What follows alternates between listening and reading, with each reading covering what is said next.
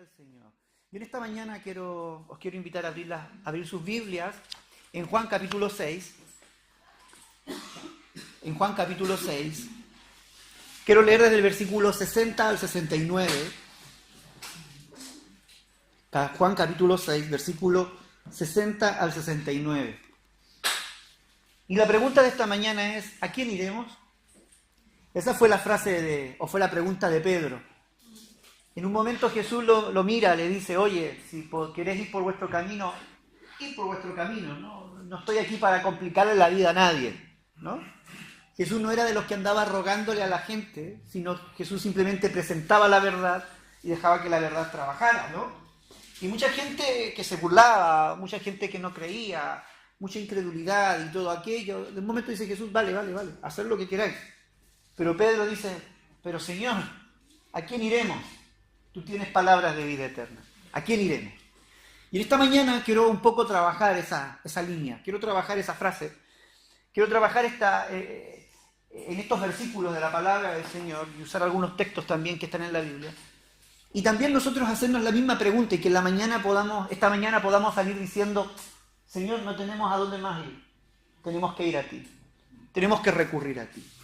Versículo 60 al 69. Al oírlas, Jesús estaba hablando palabras, estaba predicando, estaba compartiendo con la gente, creyentes, no creyentes, a todo un abanico de personas, ¿no? Al oírla dice que muchos de sus discípulos, y esto es muy interesante porque había gente que seguía a Jesús y esos eran sus discípulos. Y cuando hablamos de discípulos no nos referimos a los apóstoles solamente, sino que a la gente que quería aprender de Jesús. Yo no sé si alguna vez a ti te ha pasado que alguien te dice, enséñame, ¿no? ¿Por qué no me enseñas a hacer tal cosa? ¿Por qué no me dices cómo se prepara el bizcocho? A las mamás, ¿no? Las hijas les preguntan, ¿no? Pero ¿qué pasa en el proceso cuando tú le estás enseñando, ¿no? Ellos te dicen, no mamá, eso no se hace así. A ver, ¿quién es el que enseña? Dice uno, ¿no? ¿Quién es el que sabe? Y ahí surge la palabra. Claro, porque hay discípulos y hay discípulos. Hay discípulos que quieren seguir por la novedad, porque quieren obtener el producto o el resultado de lo que están viendo, pero se olvidan de los procesos, ¿no? Y aquí pareciera que los discípulos, dice, a mí eso me llama la atención, que después de escuchar las palabras, los discípulos, ¿qué es lo que le dicen? ¿Dura es esta palabra? ¿Quién la puede oír? ¿Quién la puede resistir? ¿Quién puede soportar esta palabra? Esta palabra es dura. Allí la palabra dura en griego significa exigente. Apúntelo por allí. Exigente. Es que eres demasiado exigente. Fuerte, ¿no? ¿Y cuántas veces no sentimos eso? Señor, es que el evangelio es demasiado exigente.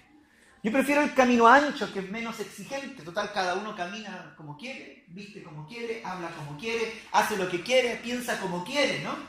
Pero Jesús habló del camino angosto. Dice que la puerta es angosta, el camino es angosto y que lleva a la vida eterna. Y el camino ancho es el que lleva a la perdición. Claro, en el camino angosto las cosas ya no es tan amplio, cada uno no hace lo que quiere, sino que uno vive de acuerdo a lo que Jesús está diciendo. Entonces, ellos están diciendo esta palabra es dura, está diciendo esta palabra es exigente. Esta palabra también es firme, pareciera que Jesús estaba enseñando con tanta autoridad que la palabra les golpeaba en el corazón, les golpeaba en sus conciencias. Entonces ese golpe les llegaba a decir, eso es duro. ¿Qué es duro? Es cuando te das un golpe contra la puerta o contra una piedra y dices, ¡guau! ¡Qué duro! Dices tú, ¿no? Vale, lo mismo allí, ¿no? Pero ellos no estaban chocando ni con una puerta, ni con nada, sino que estaban chocando con las palabras de Jesús. Una palabra dura, una palabra fuerte. Y ellos se miraban unos a otros y decían, ¡guau! Me encanta el maestro que tenemos, pero es demasiado exigente, pero es demasiado duro. Sus palabras nos ponen un listón demasiado alto. ¿Quién las puede oír? ¿Quién puede soportarlas? ¿Quién será capaz de escucharlas y ejecutarlas? Esa es una de las frases que nosotros a veces nos hacemos también, ¿no? Y decimos, ¡guau! Sí, suena bonito, pero ponerlo en práctica, poner la otra mejilla, servir a Dios a pesar de las pruebas, suena bonito, ¿no? Pero la práctica, ¿quién lo puede oír? ¿Quién lo puede resistir? ¿Quién lo puede cumplir? ¿No? Sabiendo Jesús, dice, en sí mismo, que sus discípulos murmuraban esto, porque tampoco se lo decían a él, estaba el cotilleo ahí entre uno y el otro, ¿no? Diciendo, mira, qué es duro, qué es difícil, ¿qué piensas tú? Y se estaba armando la murmuración. Jesús los queda mirando y les dice, ¿esto os ofende? Y me imagino a ellos reaccionando. La palabra ofender allí es, ¿esto os hace tropezar? ¿Esto os escandaliza? ¿Por qué os agarráis de los pelos por lo que yo estoy diciendo, estoy haciendo? Las palabras de Jesús no solamente eran duras para ellos, no solamente eran exigentes para ellos, no solamente tenían un poder y una autoridad que los confrontaba, sino que ellos, asimismo, esa misma autoridad los hacía escandalizarse, les causaba tropiezo, es decir, yo tengo que tomar una decisión, había una confrontación frente a esa palabra, y ellos se veían exigidos por la palabra, y muchos de sus argumentos que ellos tenían se derribaban, iban cayendo uno por uno, iban cayendo esos argumentos. ¿Por qué? Porque la palabra de Jesús los confrontaba, les hablaba y derribaba todos esos mitos y esos dogmas. Nosotros desde pequeño hemos oído hablar de Dios, la mayoría, para bien o para mal, ¿no? Por un lado están los que dicen, no, Dios no existe, y le enseñan a sus hijos, y creen, no, Dios no existe, porque si existiera no pasaría esto, y entran en un cuestionamiento allí un poco, ¿no? Racional. Y están los otros que dicen, no, yo sí creo, y desde pequeño enseñan, siempre hay un concepto de Dios, ¿no? Están los del punto intermedio también, ¿no? Esos que dicen, no, Dios existe, pero yo vivo a mi manera. Déjame, porque es demasiado exigente. Exigen demasiadas cosas por allí. No sé. Y hay opiniones diferentes. Todos crecen. Estos discípulos venían con conceptos acerca de Dios. Pero a la medida que iban escuchando a Jesús, todos esos conceptos, esos prejuicios, comenzaban a ser derribados. Y eso es lo que a ellos les escandalizaba. Porque de pronto veían a Dios de una determinada manera. Ellos creían que Dios era de una determinada manera, pero Jesús a través de sus enseñanzas le mostraba la otra cara.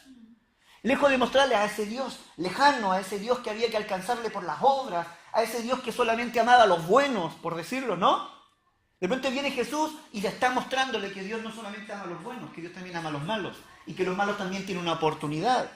Viene Jesús y les muestra, no, que Dios no solamente ama a los aparentemente perfectos, sino que ama a los imperfectos, a los que cometen errores. Y que a cada uno de ellos Jesús está dispuesto y Dios está dispuesto a darle una oportunidad. Entonces hay argumentos que comienzan a caer. Y eso es lo bonito cuando nos encontramos con Jesús. Porque Jesús nos comienza a enseñar, Jesús nos comienza a hablar y Jesús comienza a derribar argumentos. Y comenzamos a escandalizarnos. Escandalizarnos para bien o escandalizarnos para mal, ¿no? Cuando a veces decimos, no, eso no me gusta. ¿Ah? Y ahí, como el niño que le quiere sacar las verduras a la comida, que quiere comerse solamente lo que le conviene, a veces quieren hacerse de Dios una imagen igual, como ellos quieren, a su pinta. Pero Jesús dice, no, esto tiene que ser de una determinada manera. Entonces los discípulos murmuraban y se escandalizaban. El Espíritu le dice, Jesús le sigue añadiendo, ¿no? Pues, ¿qué si viereis al Hijo del Hombre subir a donde estaba primero? El Espíritu el que da vida, la carne para nada aprovecha. Las palabras que yo os hablo, que lo que dice son Espíritu y son vida. ¿Qué tipo de palabras Jesús estaba entregando entonces? ¿Eran palabras que venían simplemente a traer una buena salud física? ¿Eran palabras que venían a traer respuestas tal vez políticas, respuestas sociales? No eran palabras que eran palabras que estaban apuntando ¿a dónde? Al espíritu, al corazón de las personas. Porque la raíz de todos nuestros males no está en lo externo, está en lo interno. Nosotros somos muy buenos para culpar lo que está fuera de nosotros. Siempre culpamos a la mamá o al papá de nuestra crianza. Siempre culpamos al compañero de lo que nos pasa. Al compañero de trabajo, al compañero de oficina, al de trabajo. Siempre estamos culpando a los demás, ¿no? Culpamos al gobierno, culpamos a esto y culpamos a aquello. Pero Jesús dice, no, caballero. No, señorita. El problema no está en el sistema, el problema está en el corazón del ser humano. Está en tu corazón, está en cómo tú enfrentas las situaciones. La raíz de todos nuestros males nacen en nuestro corazón. Jesús dice que de nuestras concupiscencias, de nuestros deleites, de nuestros deseos incontrolables, que ahí en nuestro corazón nace el pecado y sale a luz el pecado. Es decir, la avaricia, son cosas que están en el corazón del hombre, la vanidad, el orgullo, la arrogancia. Y Jesús ataca o Jesús trabaja ahí en el corazón de cada uno de nosotros. Entonces, por eso es que no nos debe extrañar que cada vez que nos enfrentamos a las palabras de Jesús, se enfrentaban y nos seguimos enfrentando a las palabras de Jesús, Jesús ¿hacia dónde va a apuntar? A que nos miremos a nosotros mismos. De hecho, más de alguna vez Jesús lo dijo, ¿no? Al menos la Biblia lo habla en una ocasión, cuando dice, ¿por qué miráis la paja en el ojo ajeno? Y no quitáis la viga que tenéis en vuestro propio ojo. Y eso es radical, porque estamos acostumbrados a eso, a mirar el problema de los demás, cuando el problema lo tenemos en nuestro interior. Entonces Jesús dice, mis palabras son espíritu y son son vida. No solamente atacan no solamente van a alimentar tu espíritu, sino que a través de tu espíritu, ¿qué es lo que quiere dar? Vida.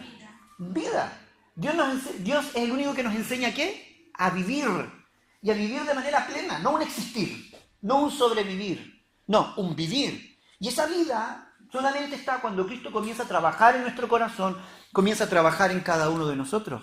Entonces todos estos principios que Jesús estaba enseñando, sus palabras de vida que estaban apuntando al corazón, que estaban apuntando al alma de las personas, escandalizaban a la gente. Porque los desnudaban, los hacían reconocer su situación, les hacían ver sus malas conductas, sus malos pensamientos, sus malas decisiones. Y la gente se escandalizaba, se inquietaba. Y los discípulos murmuraban atrás de él por lo que Jesús estaba diciendo. Pero déjenme seguir avanzando. Cuando ve esto, el versículo 64 dice, pero hay algunos de vosotros que no creen. Jesús, a ver, que Jesús no es tonto, ¿eh? Había multitudes, pero a Jesús no le importaban las multitudes. Sabía que dentro de la multitud había gente que no creía. Porque Jesús sabía desde el principio quién eran los que no creían y también que él le había de entregar. Y dijo, por eso os he dicho que ninguno puede venir a mí si no le fuere dado de afuera. Desde entonces, dice, muchos de sus discípulos volvieron atrás y ya no andaban con él. ¿Por qué? Porque Jesús no cambió su estrategia, no cambió su discurso, siguió hablando al espíritu de las personas para darles vida, pero esas palabras que él estaba hablando a muchos les inquietaban, a muchos no les gustaban. Entonces aquí hago yo una pregunta. ¿El problema está en la palabra? ¿El problema está en las enseñanzas de Jesús? ¿En las enseñanzas del cristianismo? No lo digo como religión, sino que lo digo como enseñanzas de Cristo. ¿O está en cómo la gente quiere vivir o no quiere vivir las enseñanzas de Cristo? Me voy explicando. A veces atacamos a Dios y atacamos al cristianismo y atacamos muchas veces ciertas cosas de ello, pero no es sin conocer lo que realmente Cristo quería hacer. Si nosotros nos fuéramos a la palabra, hay mucha gente que sigue a Cristo sin creer en Él. Hay mucha gente que sigue las enseñanzas del cristianismo o quiere al menos o aparenta vivirlas sin necesariamente creer en Cristo. Y eso que ha causado un desprestigio al cristianismo. Pero Jesús nunca ha vendido el cristianismo. Jesús nunca ha bajado el nivel de sus exigencias. Él nunca ha cambiado su discurso. Porque su discurso, el discurso de Cristo, las palabras de Cristo siempre apuntaron para dar vida a las personas. Y él sabía que esas palabras venían a beneficiar al ser humano. Él no las cambia porque sabe que eso es lo que nos hace bien. Me voy explicando. Pero muchos dicen que lo abandonaron. No quisieron. Y eso hasta el día de hoy pasa. Aunque tú hay gente que le digas la verdad, prefieren abandonar la verdad para mantener su conducta. Eso es así. Eso va a ocurrir así. Pasó con Cristo, pasó así. Y ahí es donde vuelvo un poco a lo que decía al principio. El problema no está en el cristianismo, el problema está en cómo se vive el cristianismo. Porque las palabras de Cristo siempre apuntaron a dar vida, apuntaron a alimentar nuestro espíritu y a provocar un cambio en nosotros. Mucha gente se fue. Mucha gente lo abandonó, mucha gente le dio la espalda. Mientras Jesús hablaba, hacía milagros, les alimentaba, les sanaba, la gente le seguía. Pero cuando Jesús empezó a ser incisivo, cuando Jesús empezó ya a enseñar, oye, y ahora hay que cambiar, llegó el tiempo de la transformación, y empezó a hablarles acerca de la vanidad, acerca del orgullo, acerca de la arrogancia, acerca de la soberbia, acerca de la injusticia, acerca de cosas ya más profundas, cambios conductuales en la vida de las personas, muchos de ellos se sintieron ofendidos y se fueron. Cuando Jesús les hizo ver que eran pecadores, se ofendieron porque eran pecadores. Cuando Jesús seguramente les hizo ver que estaban mal, que estaban enfermos y que necesitaban del médico que era Él, no, yo estoy bien, déjame como estoy, ¿no? Y se ofendieron. A la gente le encanta hacerse los ofendidos cuando les dicen la verdad. Pero déjame avanzar un poco más. Dice que mucha gente se fue atrás. Entonces, el versículo 67, entonces Jesús miró a los 12. Aquí sí ya habla a los apóstoles, ¿no? Y le dice, ¿queréis acaso iros también vosotros? No hay problema. Mi discurso es uno. ¿Queréis iros vosotros también? ¿Qué es lo que le responde Simón Pedro? Señor, ¿a quién iremos? Tú tienes palabras de vida eterna. Yo creo que estas son de esas frases sensatas que tuvo Pedro, ¿no? Hubieron frases que él dijo de manera más visceral, ¿no? Más movido por el entusiasmo, tal vez pensando un poco en el orgullo, en la seguridad personal. Pero esta es una palabra llena de inspiración. Y yo creo que esta palabra ha quedado un poco, son de esas palabras que trascienden en el tiempo, son verdades como absolutas, permítame decirlo, verdades absolutas, ¿no? Esa verdad absoluta que te dice, oye, ¿a dónde iremos? ¿A dónde iremos? ¿A dónde iremos? Si tú tienes palabras de vida eterna. Pedro seguramente había buscado, y como buen judío había escuchado muchos discursos, conocía muchas enseñanzas del plano judío. Como pescador había vivido muchas cosas también. Tal vez había escuchado las promesas de los políticos también para él, ¿no? Que venían en los tiempos de votación a ofrecerles el oro y todo lo demás, ¿no? Seguramente escuchó cosas y vivió cosas al lado del maestro. Pero de pronto se da cuenta que cuando encuentra a Jesús, se encuentra con alguien consecuente, cuyas palabras transforman, cuyas palabras son verdaderas, cuyas palabras están libres de intereses personales, porque Jesús no estaba pensando en sí mismo. Como leímos hace un momento atrás, Jesús se despojó de sí mismo y Él se entregó por completo por la humanidad. Es decir, Él venía a servir a la gente, Él venía a enseñar a las personas, no porque Él lo necesitara, sino porque la humanidad lo necesitaba. Porque el ciego lo necesitaba, porque el leproso lo necesitaba, porque la prostituta lo necesitaba, porque el publicano lo necesitaba, porque el judío lo necesitaba, porque el griego, el romano lo necesitaba, porque cada persona lo necesitaba. Y Él se entrega de esa manera desinteresada. Eso es lo de Pedro. Y como Él se entregaba de manera desinteresada, no pensando en su bien, sino que en el bien, en la vida. Sus palabras son espíritu y son vida. Él hablaba al espíritu, Él hablaba a la mente, Él hablaba al corazón de las personas, los miraba a los ojos, con amor de ternura, ¿cierto? Seguramente, porque quería ayudar a un Pedro, quería ayudar a un Judas, quería ayudar tal vez a una María allí, que nadie la miraba, quería mirarlo, lo miraba a los ojos y le transmitía su palabra de esperanza y de amor, por el bien de cada uno de ellos. Entonces Pedro nunca había escuchado un discurso con ese peso y con esa autoridad. Yo cuando escucho los discursos hoy por hoy, siempre veo intenciones. Tú ves a los políticos, hay intenciones. Promesas falsas. El enamorado a veces también no es sincero, ¿no? El amigo a veces tampoco es sincero. Y uno empieza a escuchar las palabras y dice, le creo o no le creo. Pero Jesús había ganado la confianza. Solamente tú tienes palabras de vida eterna. Tus palabras son diferentes. ¿A dónde iré? Ya he buscado suficiente. ¿A dónde iré? Ya he tocado demasiadas puertas. ¿A dónde más iré? Si solo tú tienes esas palabras.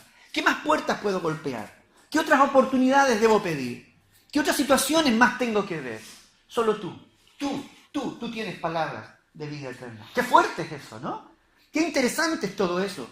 Pedro es capaz de reconocerlo, ¿no? ¿A quién iremos? Tú tienes palabras de vida eterna. Y nosotros hemos creído y conocemos que tú eres el Cristo, el Hijo del Dios viviente. Nosotros hemos conocido a través de la experiencia y hemos creído que tú eres el Cristo, el Hijo de Dios. ¿Sabes? Cuando Jesús se levanta, a través de sus palabras, Él es capaz de convencer y es capaz de tratar en la vida de cada una de las personas. Yo quiero hablar de 3 características de las palabras de Jesús. Mira, hay 3 características que tiene la palabra de Jesús y la palabra de Dios.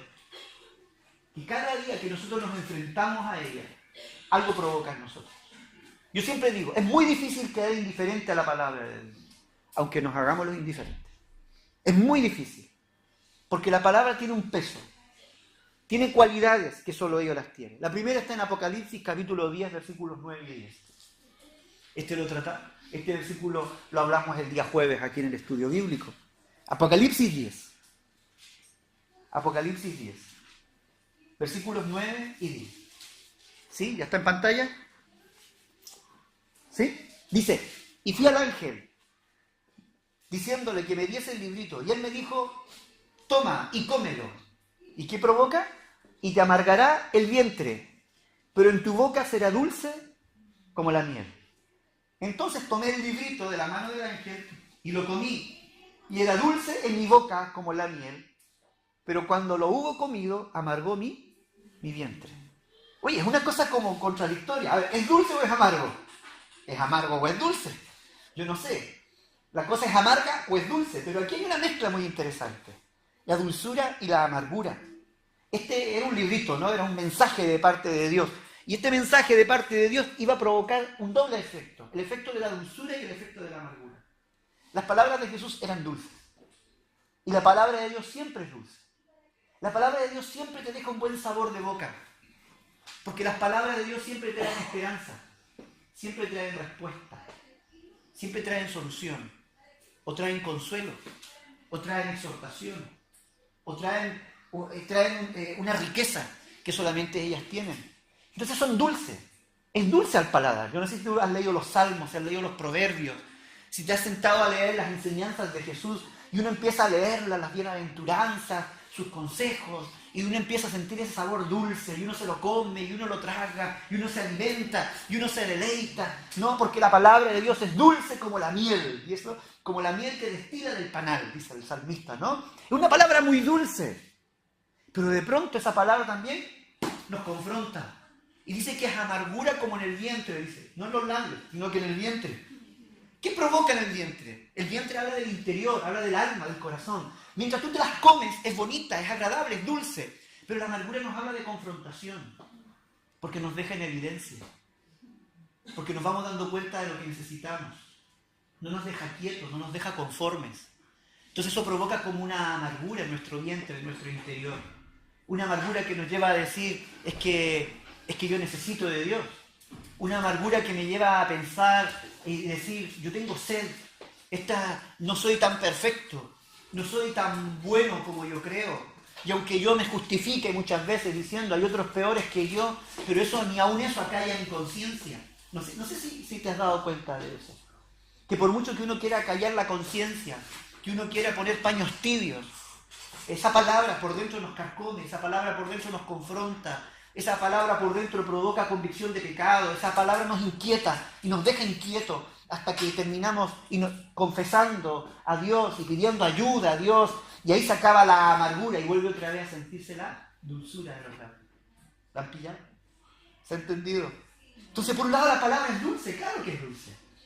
Los discípulos en un principio con Jesús sintieron la dulzura, la palabra tierna, el buen pastor hablando con cariño, el buen pastor hablando con sabiduría, el buen pastor dando consejos, trayendo respuestas, provocando sanidad, una dulzura. Pero de pronto Jesús empezó a tratar con su orgullo, con su arrogancia, con su soberbia, y la palabra dulce de pronto empezó a amargarles el corazón, empezó a amargarles la vida, ya no podían estar quietos, tenían que vivir en justicia, tenían que vivir en rectitud, qué sé yo, Mateo no podía seguir robando y cobrando impuestos siendo un sinvergüenza, tenía que cambiar su vida, Zaqueo no podía seguir robando, tenía que cambiar su vida, el que engañaba a su mujer ya no podía engañar a su mujer, tenía que ser honesto con su familia, ¿no? Me voy explicando. Toda esa dulzura de pronto empieza a provocar cambios y revolución dentro del corazón. ¿Sabes? Porque Cristo es la mejor revolución en nuestras vidas. Él viene a causar un cambio en nuestro interior. Viene a revolucionar nuestra mente, nuestros pensamientos. Viene a revolucionar nuestra alma. ¿Para qué? Para darnos vida. Y vida en abundancia. Porque sus palabras son espíritu y son vida. Y solo en Él hay palabras de vida eterna, dijo Pedro. Y esa vida eterna y esa vida de Dios solamente se provoca cuando Él provoca ese cambio revolucionario en nuestra vida, cuando provoca esa dulzura y esa amargura y esa dulzura, ¿no? Y se va provocando, se va alternando en nuestro interior hasta que Dios completa su obra. Otro efecto de la palabra está en Jeremías, capítulo 23, versículo 29. Jeremías 23, 29. Mira lo que dice. No es mi palabra, esta es una pregunta retórica, ¿no? Cuya respuesta sería sí. No es mi palabra como fuego, dice Jehová, y como martillo que quebranta la piedra. No es mi palabra como fuego y como martillo que quebranta la piedra. Fuego y martillo. Fuego y martillo. ¿Quién se ha pegado alguna vez en el dedo con un martillo? Seamos sinceros. ¿Cuántos se unen al club? ¿Cuál fue el dedo? Yo me he pegado en todos los dedos, así que no me acuerdo. Bueno, si es que nos quedan dedos. Nos quedan dedos de milagro, ¿no? ¡Wow! Yo admiraba a mi hermano que me sigue, David, siempre fue un muy buen carpintero, de pequeño. Siempre con un serrucho, con un clavo en la boca, martillo, siempre. Siempre andaba, desde, qué sé yo, la edad de Aarón, por ahí, hacia armando los portones, los cercos de casa. Siempre hacía cosas, ¿verdad? Siempre. Ahora ya no, ahora ya es oficinista, está un poco más anchito y todo. Ahí está. Pero siempre, ¿no? Y yo siempre quería cortar como cortaba él, ¿no? Si cogía el serrucho y decía, como yo soy el mayor, tengo que hacerlo mejor. ¡Pum! Los cortes con el serrucho. Eso deja huella. Pero bueno, volvamos al martillo. Es como un martillo y es como un fuego. Madre mía. Es increíble el poder del fuego. Porque el fuego derrite hasta las piedras. Y eso me encanta. No hay el poder que tiene la palabra de Dios. No hay argumento que se le pueda resistir. No solamente es dulce y amargo, sino que también tiene el poder de poder quebrantar. Por mucho argumento que nosotros podamos levantar, por muchas situaciones que nosotros queramos presentarle a Dios, Dios siempre se levanta como un martillo. Su palabra siempre golpea la mesa. Su palabra siempre está diciendo, no, esto es así. Te guste o no te guste, esto es así. El que me ama a mí tiene vida eterna, el que no me ama no la tiene. El que honra a padre y madre vivirá largos días. El que no, agárrate, te queda poco. El que vive piadoso y justamente, Dios le va a acompañar. El que no, olvídate, ¿no? Es decir, hay cosas que la vida viene y las dice. Esta es así. Y cuando nos exponemos frente a la palabra, si hay algo que caracteriza a alguien que conoce realmente la palabra, es la humildad. Es un corazón quebrantado. Yo conozco mucha gente que dice, no, yo conozco la palabra y lo que veo es soberbia. Es orgullo, es altanería, se creen dueños de la verdad. Cuando la verdad de las cosas que lo que la palabra provoca, las palabras de Cristo provocan siempre es humildad, porque hacen ver nuestra pequeñez, hacen ver nuestra ignorancia, hacen ver nuestra insignificancia, y nos damos cuenta realmente de lo que somos, como escribe el escritor, ¿no? Somos hierba de la mañana, que hoy es y mañana no es. Somos como la neblina, que está por la mañana y al mediodía ya se acaba. No somos nada en este mundo. Y que realmente eso es lo que nos pone la palabra. Viene como un martillo a ponernos en nuestro lugar. Viene como un fuego a consumir nuestros argumentos tal vez más firmes, más altivos, para demostrarnos que sin Dios no somos nada.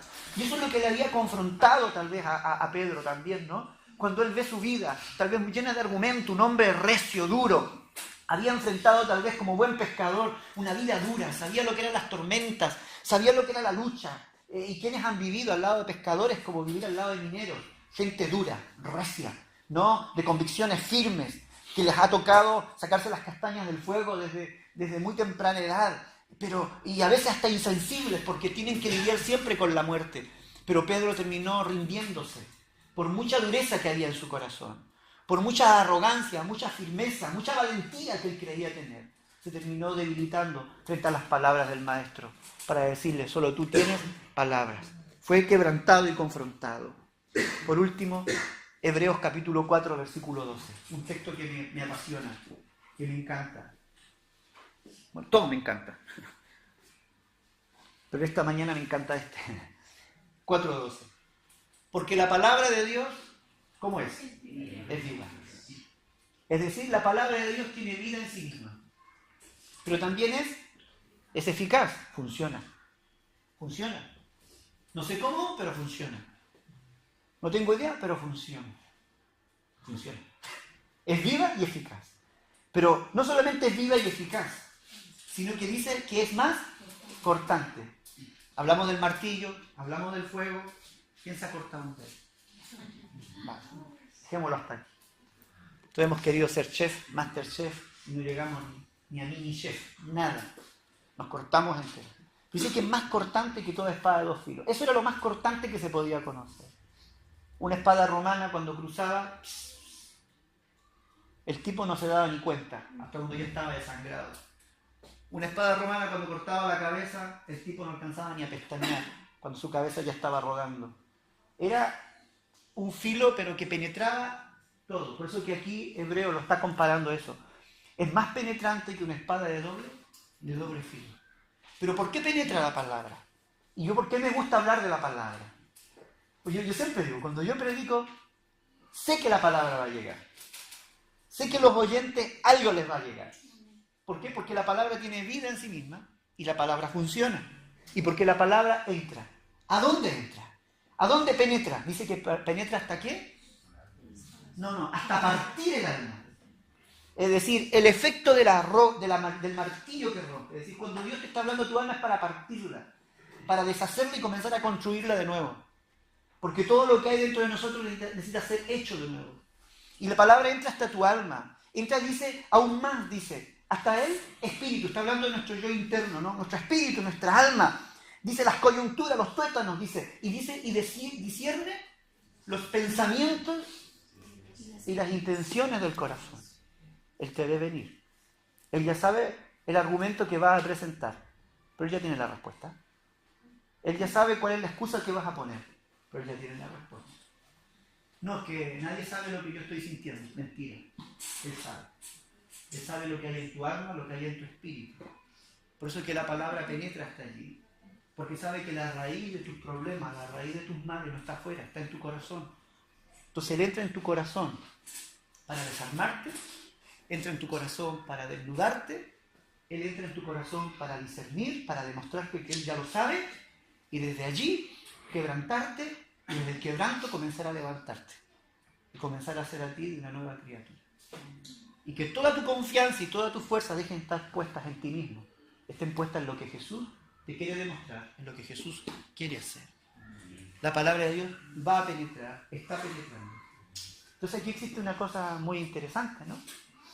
Yo no sé si usted alguna vez ha visto a alguien caminar por la calle con una espada en el pecho. No sé si usted alguna vez lo ha visto, yo nunca lo he visto, ¿no? Y luego que tú le digas, oye, ¿y esa espada que tiene ahí? ¡Ay, no me había dado cuenta! Sería como raro, ¿no? Eso no va a ocurrir. Bueno, es que es así. Aunque nosotros a veces digamos, no me he dado cuenta, es que no.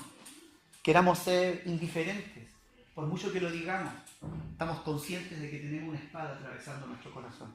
Y esa espada es la palabra de Dios. Y cuando la palabra penetra en nuestro corazón, es para darnos vida, no es para matarnos.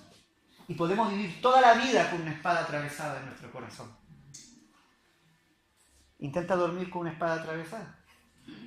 Intenta dormir con una espada, darte vuelta en la noche, caminar tranquilo. Seguramente una espada atravesada estará allí molestándote para respirar, si no te has desangrado y has muerto antes. Te incomodará para dar un abrazo, te incomodará, qué sé yo, para pasar indiferente. Pero ahí está la espada, cruzando. Y esta mañana, dependiendo de la decisión que tú tomes, esa espada puede seguir clavada, amonestándote, incomodándote, poniéndote en evidencia, diciéndote no tienes razón, tienes que rendirte, no tienes razón, por muchas intenciones, por muchos argumentos, no tienes razón, y puedes terminar siendo derribado, puedes terminar siendo seducido, puedes rendirte a esa espada o vivir con ella allí por el resto de tu vida. Hoy está la espada atravesando tu alma, entrando en tu corazón. Tú verás qué haces con ella. Pero una cosa sí que no vas a poder hacer, es quitártela de encima. Es quitártela de encima. Discierne los pensamientos, pero también las intenciones del corazón. Aunque nos engañemos a nosotros mismos, a Él no le podemos engañar. Pedro decía, ¿a quién iremos? Yo imagino a Pedro diciéndole, pero Jesús, si yo ya tengo la espada atravesada, tengo tus palabras hablándome continuamente, por la mañana, por la noche, tus enseñanzas, tus milagros, lo que yo he visto al lado tuyo, Señor. Yo lo tengo ahí dando vueltas. Yo decía, ¿a dónde voy a ir? Si solo tú tienes palabras de vida eterna. Si yo me he quebrantado viendo lo que he visto, tus enseñanzas han quebrantado mis argumentos, la dureza, la rigidez. Señor, ¿a quién iremos? Si tú simplemente eres el único capaz de discernir los pensamientos con tu sola mirada, ya sabes lo que voy a pensar, lo que estoy pensando y lo que voy a decir. Señor, si tú ya me conoces mejor que nadie, ¿a dónde iremos? ¿A dónde iremos? Y esta mañana yo también te hago la misma pregunta. ¿A dónde irás? ¿A dónde irás? Y yo te reto, te desafío a que como Pedro le digas a Jesús, Jesús, quiero ir donde ti. ¿A dónde más puedo ir? Solo tú tienes palabras de vida y de vida eterna para ti. No importa dónde vayas, nunca encontrarás las palabras de vida eterna. Nunca encontrarás la palabra que realmente satisfaga la sed y el hambre de tu corazón. Nunca encontrarás la palabra adecuada que realmente te llene de toda la paz que tú necesitas y que te dé toda la confianza que tú necesitas. No importa dónde vayas, pero cuando llegas a Cristo encuentras esa palabra. Pedro lo descubrió, algunos de sus discípulos también. Yo lo he descubierto también y lo he disfrutado. Tú también lo puedes descubrir y experimentar en tu vida. Gloria al Señor. Padre amado, muchas gracias te damos en esta mañana. Si quieres estar de pie por un momento,